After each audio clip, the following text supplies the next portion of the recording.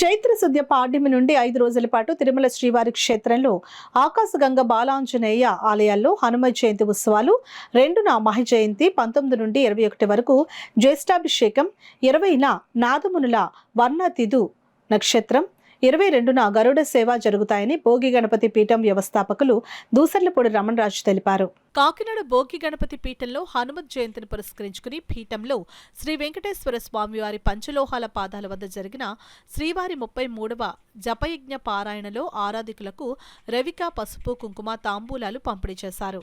పీఠంలో జరిగిన కార్యక్రమంలో రమణరాజు మాట్లాడుతూ తిరుమల వెళ్లే శ్రీవారి భక్తులు కొండ మీద అఖండ హరినామ సంకీర్తన మండపంలో గోవింద పారాయణ చేయడం వలన అద్భుత శక్తిపాతం కలుగుతుందని తెలియజేశారు. ప్రతి శనివారం కూడా సుప్రభాత వేళలో శ్రీవారి జపయజ్ఞ సంకీర్తన జరుగుతోంది.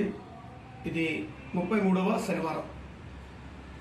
ఈ జపయజ్ఞ పారాయణ సందర్భంగా శ్రీవారి ఆరాధకులందరికీ కూడా పసుపు కుంకుమ రవిక తాంబూలాల ప్రదానం జరుగుతుంది.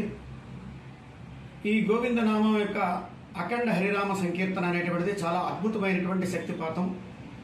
తిరుమల క్షేత్రానికి వెళ్ళినప్పుడు ఆ తిరుమల కొండ మీద అఖండ హరినామ సంకీర్తన మండపం ఉంటుంది. ఆ మండపంలో గోవింద నామాల యొక్క పారాయణ చేస్తే అద్భుతమైనటువంటి శక్తిపాతం కలుగుతుంది. కాబట్టి శ్రీవారి భక్తులందరూ కూడా ఆ విధంగా తరించాలని భోగి గణపతి పీఠం కోరుకుంటుంది. ఓం నమో భగవతే వాసుదేవాయ నమః.